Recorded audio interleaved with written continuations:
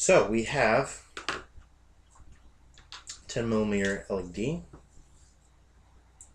We have an SPST, that's single pole, single throw switch, is the most basic kind of switch. We have a battery pack consisting of 2 AAAs. We have our 2 wires, as you can see, the end strips. And last but not least, we have what's actually going to be making up the claw, Instamorph. Now, Instamorph is an interesting material. It's thermoplastic. Now, a thermoplastic means that when you heat it up, it'll actually become soft. It's very, very useful to work with, especially in the world of fursuiting. Now, I particularly like Instamorph because it has an interesting diffraction effect when it comes to lighting. If you put an LED inside it, it actually lights up the entire bulk of the material. So, what we're going to be doing is we're going to take a claw, somewhat shaped like that. We're going to put our LED inside of it, close it up using the material, take the leads, and hook it up to our battery system. Very, very simple. So, let's begin. Now, Instamorph is kind of an interesting material for working with fursuits. I have here a thermos. Now, this thermos has been contains water that's been microwaved for about 3 minutes. It doesn't take very much.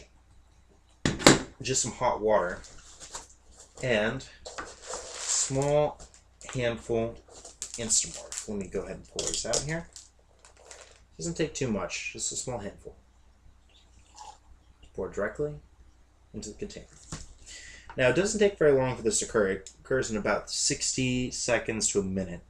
Now, it's unfortunately a bit of a difficult thing to see. My system is not quite good enough to show you what's happening, but the white beads, as you can see in my hands, become clear. And when that occurs, you take some sort of stick, in this case I'm using a metal ruler, and you pry them out. They'll at this point clump nicely. As you can see here, got a nice little lump of them. Give it a little shake, let it cool off in a couple seconds, makes it a little hot to work with. So you have it in your hand. Let's begin working. Now, working with Instamorph is very, very similar with working with clay. However, it has the advantage to hardening into a hard, workable, machinable plastic. So, for a project like this is essentially the ideal material. A lot of people use Sculpey. However, Sculpey doesn't really project light very well. So I'm going to go and sculpt this into a basic claw. I admit I'm not much of a sculptor, so bear with me on this one. Now, as you can see, it's still workable. It's still clear. I'm going to take our LED, place it inside, and squeeze the base around it. So at this point, we have ourselves a claw. Let's go and show the camera right here. So we have a continuous claw with a point. As you can see, it's still clear. It's still warm and workable. And we have our 2 leads coming out the end. Now, LEDs are kind of an interesting thing to work with. Your basic LED is going to come as a small bell-shaped unit. I'm going to pull another one out of my package here to kind of show the camera. So you got your basic unit. You'll notice there are 2 leads. Let me go ahead and draw this out. We have an LED and 2 leads coming off of it. You got your positive lead and you got your negative lead. This generally on a battery pack will correspond to red. This will correspond to black. So in general, LEDs are pretty easy to work with. Now, unfortunately, if you're going to make anything permanent, you're going to have to learn soldering. So we're going to be doing a little bit of soldering today. I have here your basic Radio Shack model soldering iron. It's got a sponge base. It's got your iron. So we're going to go ahead and start off soldering leads onto the LED. So ordinarily I'd have my clamp handy unit. Unfortunately, I don't have that, so I'm going to use this little expo marker. This is a kind of a poor man's method of doing this. Take your long lead and you bend it off the side. Take care of the lead, bend it the opposite direction. Short lead will be stabbed into the expo, and you'll see the long lead is now pointing up. If you're going to be looking at it from the side, it looks something like this. So you got your positive lead here and your negative lead there. Now I'm going to take my roll of solder here and begin meshing my stripped wire with the lead. Now the way I generally do this is I cross the two wires and twist them together. This gives me a nice base starting method. Oops, get back in there. Once I've got that, take my iron and I touch the tip to the solder. As you can see, it kind of flashes up and it coats the tip in the solder. Then I begin stroking it against the braided copper wire of the lead. It'll essentially be pulled in by the action. So you've done that a couple times. Wipe. You'll have a soldered lead. So your soldered lead will essentially look like a continuous piece of solder, generally in the shape of your leads. So I'm going to go and do the other one real quick. So at this point, I don't really have anything to stab into the eraser at this point, so I'll just go ahead and do it the old-fashioned way, twisting it together and hoping it stays in place.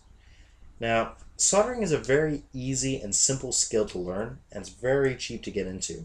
I've seen soldering irons as cheap as $5.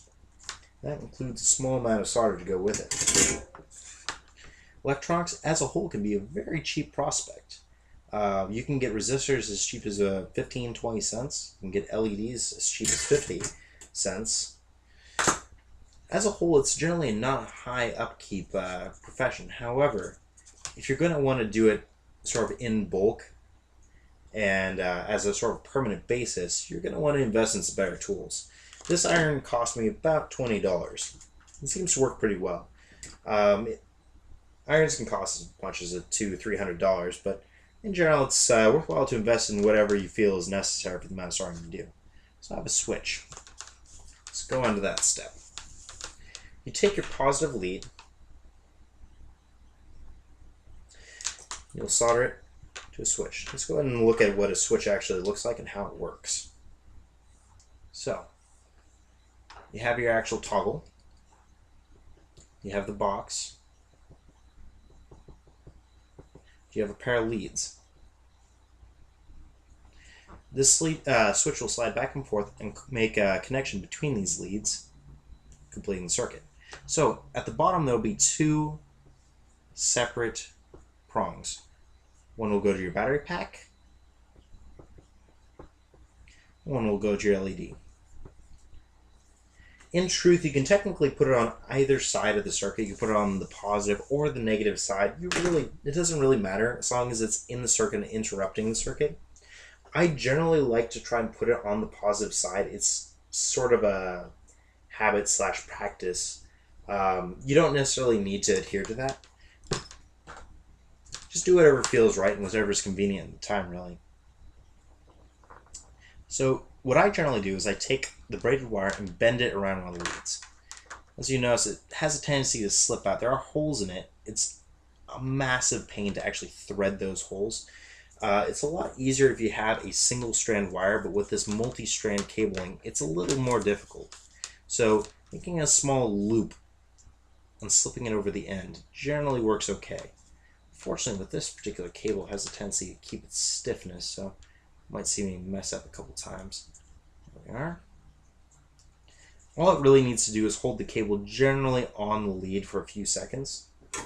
Once you have it there, you take your solder, melt it directly onto the braiding. Don't be afraid to put a little extra on and go a little heavy on it, because the solder is actually holding it to the switch at this point. It's also not a bad idea to take a little bit of hot glue and reinforce these particular solder seams. It's not necessarily imperative that you do that. However, it is probably the best option if you want this this switch to last a while. There we are. And one of the most, whoops. There we go. Attached. Again, pain in the ass, not undoable. Now, LEDs are generally monodirectional. You don't want to try and run them backwards. So, keep an eye on where your leads are going. Make sure they're going to the right ends. A good thing to do at this point is to check. Take your lead, touch with the switch active. Take your switch, activate it, slip your one lead through the empty hole of the switch, tap the other lead to the non-switch side. You'll see your LED light up. That indicates you have the polarities correct and should go forward. And in this case, I do. I'll slip it through the hole, bend it up into a J, and let it slide out. Again, I do not claim to be an expert solderer. I learned primarily in college, so this is not my forte. However, it's a very easy skill to learn. There we are. Soldered into place. Nice and strong. So, let's finish out our circuit. Take the ground lead of the battery pack, twist it with the ground lead coming from the LED. Oops. LED is active. Forgot to turn the switch off. Bad habit. On a more powerful and more and higher amperage circuit, that can be dangerous. Be sure you always keep your circuit unpowered. Don't do this. I make bad decisions. Don't copy my bad decisions. There we are. So, take our soldering iron aside, turn it off. We have a small circuit. So, let's give it a little test, shall we? We have our claw. We have our switch.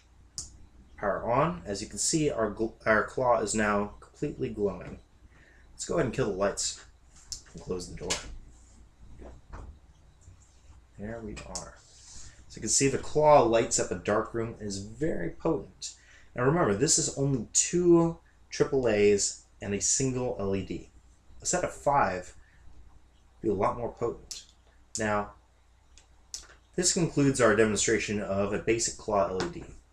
Now, I will be giving a second stream in the future that's going to be covering small circuits that will enable you to do color changing LEDs. It's a little preview. Let me go and show you what one of these LEDs will look like.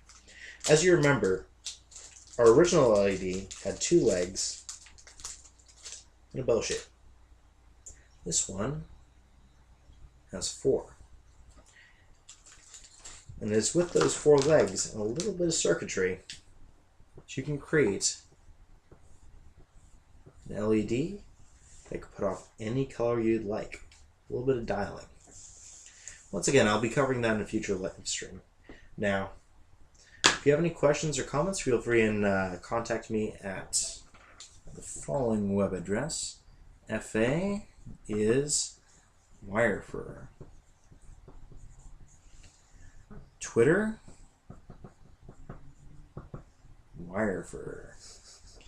If you have difficulty with this, you probably have issues. I've been drinking Pabst Blue Ribbon this entire live stream and I can understand it, so I don't know what your problem is. But please, don't hesitate to contact me if you have any questions or ideas, and I'll be happy to put them in a future live stream. Anyway, thank you and have an excellent night.